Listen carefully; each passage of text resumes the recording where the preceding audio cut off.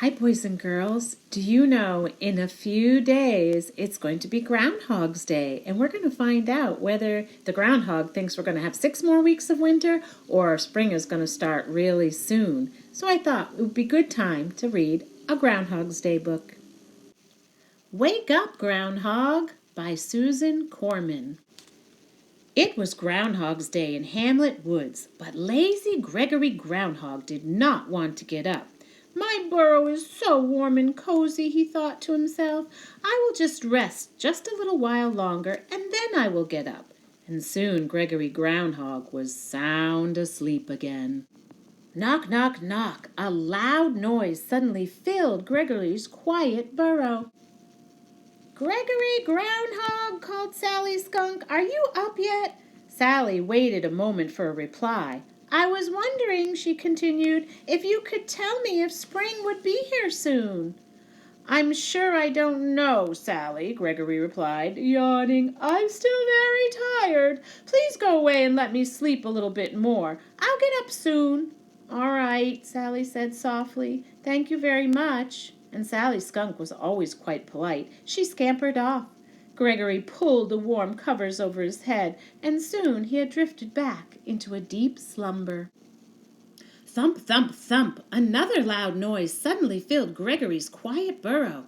Gregory Groundhog, called Philip Frog, are you ready to come out yet? I'm very eager to learn if spring will be coming soon. Philip's deep voice boomed loudly. I'm too tired to get up now, Philip, Gregory said in his sleepy voice. Please let me rest for a few more minutes, then I'll get out of bed.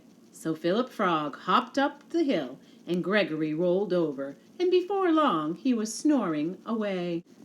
Scratch, scratch, scratch! Another noise suddenly filled Gregory's quiet bureau. Gregory Groundhog, Rosie Raccoon whispered shyly. I'm very so sorry to wake you, but... Please go away, Rosie, Gregory grumbled. I know you want to find out if spring is coming, but I am just not ready to leave my cozy burrow yet. Rosie Raccoon scurried off, and Gregory fluffed up his pillow and put his head down again. Caw, caw, caw! A very loud noise suddenly filled Gregory's quiet burrow. Gregory Groundhog, Charlie Crow called in his rackety voice. Are you ready to wake up and tell me if spring is right around the corner? No, Charlie, Gregory said, feeling quite grumpy. He pulled his pillow over his ears. I am not ready to get up yet, he told Charlie. Now would you please be quiet while I take a short little nap? Well, Charlie Crow said, giving another hoarse, rather rude caw, and with a loud flap of his wings, he flew off to the top of the hill. Honk, honk, honk! A very, very loud noise suddenly filled Gregory's quiet bureau. Gregory Groundhog, Silly Goose called. He pulled open the door and poked his head into Gregory's burrow. Oh, dear, he said, I hope you are not still sleeping. By now, Gregory Groundhog was very grumpy. Yes, Silly Goose, he growled, I am sleeping. You are? Silly Goose said in surprise. But, Gregory, it sounds like you're wide awake. Oh, never mind, Silly Goose, Gregory groaned. Please just leave me alone. I will get up soon, but not until I'm good and ready. So Silly Goose waddled away up the hill. Gregory Groundhog laid down again. He tried to go back to sleep, but it was no use. Gregory tossed and he turned and he tossed and he turned until finally he decided it was, indeed, time to get up. Gregory Groundhog climbed out of bed. He yawned one last time and crawled out of his burrow. Outside, the sun shone brightly in the blue sky, and Gregory's friends were waiting for him at the top of the hill. As he reached the crest, they all rushed over. Is it time now, Gregory Groundhog? Called Charlie the Crow. Can you tell us now if spring will soon be here?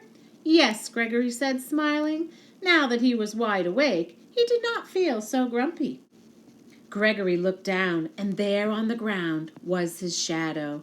Oh, well, said Philip Frog, sighing, I guess spring won't be coming soon to Hamlet Woods after all. Yes, Sally Skunk nodded sadly, and when Gregory Groundhog sees his shadow, it means there will be 6 more weeks of winter. Silly Goose shivered. Did you say 6 more weeks of winter? He asked. Yes, Silly Goose, Gregory said. There will be 6 more weeks of winter and snowy weather. Well, in that case, goodbye, said Silly Goose, and with his flap of his wings he started for the path that led down the hill, and a moment later the rest of Gregory's friends hurried after Silly Goose. Where are you all going? Gregory called out in surprise. Philip Frog stopped and turned around. Well, now that we know that spring isn't coming, we're all going home to take a little nap, he explained. A little nap, Gregory replied. After waking me up, my friends are going home to take a nap? And as Gregory watched his friends hurry home, an idea popped in his head. Gregory Groundhog waited until all of his friends were tucked in snugly into their warm, cozy beds, and then, da-da-da,